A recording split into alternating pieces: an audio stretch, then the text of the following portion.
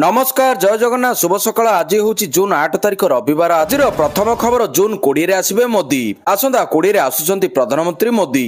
12 तारिख बदल में 20 आसुचंती मोदी। सूचना देले राजस्व मंत्री सुरेश पुजारी। राज्य में बीजेपी सरकार वर्षपूर्ति उत्सव कार्यक्रम में जोगदेवे प्रधानमंत्री। वर्षपूर्ति को उत्सव भाव में नुहे उत्तरदायी कार्यक्रम भाव में पालन करेंगे राज्य सरकार। ए रिपोर्ट कार्ड धरी राज्यर 1 कोटी परिवार पाखरे पहुंचे सरकार। जून 12 तारिख 19 तारिख पर्यंत चलिब यह कार्यक्रम। राज्य जिला ढुने ब्लॉक और पंचायत पौर संस्था गुड़िक कार्यक्रम कराजिब। वर्षक मध्य 11टी निर्वाचन प्रतिश्रुति पूरण करिले राजस्व मंत्री। परवर्ती खबर रथयात्रा पूर्व मॉक ड्रिल। रथयात्रा संपर्कित समस्त लाइन डिपार्टमेंट को नहीं अनुष्ठित होइछि मॉक ड्रिल। पुरी टाउन थाना समन्वित नियंत्रण कक्ष अनुष्ठित हेबो ई मॉक ड्रिल। अमी वार्तार तुरंत प्रतिक्रिया देबाकू प्रस्तुत रहिबाकू सब विभाग अधिकारी को अनुरोध करा जायछि। 2025 पई दाखल करा जायतिबा एसओपी को अन्य विभाग सहित वास्तव समय बा रियल टाइम समन्वय हेबो परीक्षा। विभिन्न विभागर प्रस्तुति मानदंडर हासिल हेबो। सेहिपरि भक्तों सुविधा पई श्री जगन्नाथ धाम ऐप लॉन्च होइछि। भक्तों सुविधा पई पूरी प्रशासन पक्षरु श्री जगन्नाथ धाम ऐप लॉन्च करा जायछि। एई ऐप श्री जगन्नाथ मंदिर रीतिनीति समय सारणी एवं रथयात्रा भली विशेष कार्यक्रम विषय में व्यापक अपडेट प्रदान करिबो, जहाँ तीर्थयात्री को एक प्रकार सुविधा मिलिबो। पश्चिमबंग सरकार द्वारा दीघारे नूतन मंदिर सहित संलग्न नामकरण को नहीं चलता विवाद मध्य ए नूतन ऐप को गुरुत्वपूर्ण बोली विवेचना करा जाउछि। एने पुरी जिलापाल सिद्धार्थ शंकर स्वाई कहते जे एई एप्लिकेशन टी रीतिनीति समय सारणी धाड़ी अपेक्षा अवधि रथयात्रा प्रस्तुति एवं अन्य विशेष कार्यक्रम विषय सूचना प्रदान करिबो। तेबे अतिरिक्त कंटेंट विकसित करा जाउछि जहाँ भविष्य में जोड़ा जिवो। एने सोशल मीडिया प्लेटफॉर्म रे एक पोस्ट मध्य करा जाइछि। परवर्ती खबर फुलबाणी मेडिकल कॉलेज उद्घाटन कले मुख्यमंत्री। बहु प्रतीक्षित फुलबाणी सरकारी भेषज महाविद्यालय और हॉस्पिटल उद्घाटन करिसंती मुख्यमंत्री मोहन चरण माझी। शनिवार मुख्यमंत्री मादीकुंदा स्थित रिजर्व पड़िया अवतरण करथिले। यापर फुलबाणी सहर उपकंठ तिलकपड़ा ठारे नवनिर्मित मेडिकल कॉलेज को जाइतिले। सेठारे से मेडिकल कॉलेज उद्घाटन करिबा परे महाविद्यालय प्रेक्षालय रे आयोजित एक सभारे डाक्तर नर्स और अन्य कर्मचारी को उद्बोधन देइतिले। आयोजित कार्यक्रम रे अन्य मानक मध्य स्वास्थ्य मंत्री डॉक्टर मुकेश महालिंग, सांसद सुकांत कुमार पाणिग्राही, फुलबाणी विधायक उमाचरण मल्लिक, जिलापाल Amrit Rituraj, medical college dean doctor Narendra Behera प्रमुख उपस्थित रहिथिले। एई नवनिर्मित मेडिकल कॉलेज रे 100 जन छात्र छात्री पढ़िबा व्यवस्था थिबा बेले एठारे 650 शଯ୍या विशिष्ट हॉस्पिटल रहिछि। परवर्ती खबर संबलपुर रे सक्रिय माओवादी। संबलपुर रे पुनी सक्रिय हेलेनी कि माओवादी। संबलपुर अंचलर विभिन्न स्थान रे माओ गतिविधि बढ़िथिबा संदेह करा जाउछि। सोनपुर बौद्ध रेडाखल अंचलर ढेंगु डैम को लागि रहिथिबा विभिन्न संरक्षित जंगल अंचल रे माओवादी सक्रिय थिबा गुइंदा सूचना मिलिछि। पूर्वरु संबलपुर रे माओवादी को गतिविधि थिबा बेले दीर्घ वर्ष हेबो माओवादी को देखिबाकू मिलि नथिला।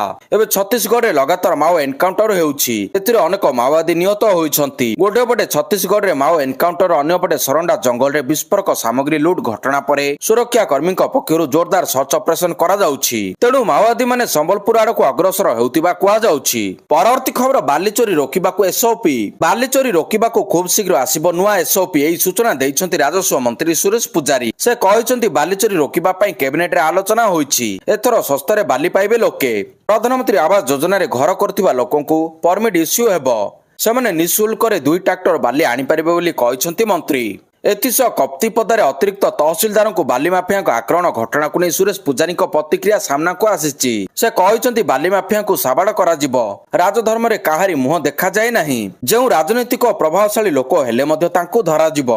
परवर्ती खबर बेंगालुरु दलाचकड़ा मामला रे ट्विस्ट। इस्तीफा देले क्रिकेट संघर 2 जन सदस्य। चिन्नास्वामी स्टेडियम दलाचकड़ा घटना रे बड़ ट्विस्ट। कर्णाटक राज्य क्रिकेट संघर संपादक ए शंकर और कोषाध्यक्ष ईएस जयराम इस्तीफा घोषणा करछंती। उभय नैतिक दुष्टर इस्तीफा देइतिबा सूचना रहिछि। दलाचकड़ा मामला रे आरसीबी रो मार्केटिंग मुख्य निखिल सोशलेंको समेत 4 जन को कर्णाटक पुलिस गिरफ्त करथिला। सोशलेंको व्यतीत डीएनए एंटरटेनमेंट प्राइवेट लिमिटेड रो सुनील मैथ्यू, सुमंत एवं किरण कुमार को मध्य गिरफ्त करा जायतिला। सोशले तांको गिरफ्तारी को बेआईन बोली कही कर्णाटक हाईकोर्ट रे एक पिटिशन दाखल करिसंती। परवर्ती खबर उच्च दर पई बिक्री होई न पारी खत खाउची रथ उपकरण। चलित वर्ष आसिला नुआ एसओपी। रथ उपकरण बिक्री पई श्रीमंदिर प्रशासन पक्षरु आसिला नुआ एसओपी। उच्च दर जोगु बिक्री होई न पारी श्री गुंडीचा मंदिर परिसर रे खत खाउची। गत वर्ष मानकर व्यवहृत रथचक प्रभा समेत विभिन्न उपकरण।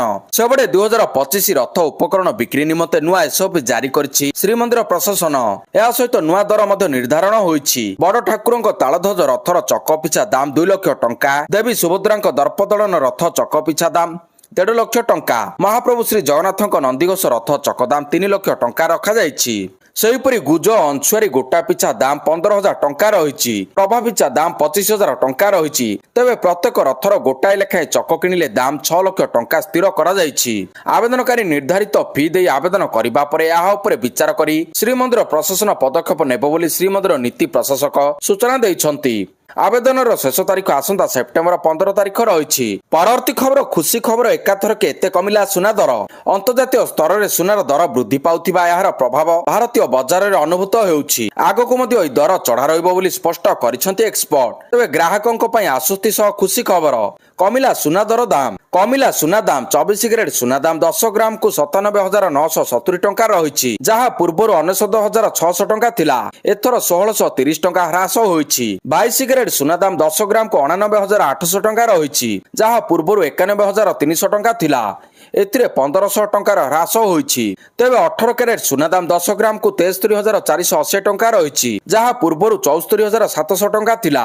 ଏଥିରେ 1,200 ଟଙ୍କାର ହ୍ରାସ ହୋଇଛି। ଦକ୍ଷିଣ ଭାରତର ପ୍ରମୁଖ ସହର ଚେନ୍ନାଇରେ 24 କ୍ୟାରେଟ ସୁନା ମୂଲ୍ୟ 97,970 ଟଙ୍କା ଥିବା ବେଳେ 22 କ୍ୟାରେଟ ମୂଲ୍ୟ 99,800 ଟଙ୍କା ରହିଛି। ପରବର୍ତ୍ତୀ ଖବର ବିଜାପୁରରେ ବଡ଼ ଧରଣର ଏନକାଉଣ୍ଟର, ଯବାନଙ୍କ ଗୁଳିରେ 7 ମାଓବାଦୀ ନିହତ। ଛତିଶଗଡ଼ ବିଜାପୁର ଜିଲ୍ଲାର ନ୍ୟାସନାଲ ପାର୍କ ଜଙ୍ଗଲରେ 3 ଦିନ ଧରି ଚାଲିଥିବା ବଡ଼ ଧରଣର ସର୍ଚ୍ଚ ଅପରେସନରେ ଯବାନଙ୍କ ଗୁଳିରେ 7 ଜଣ ମାଓବାଦୀ ନିହତ ହୋଇଛନ୍ତି।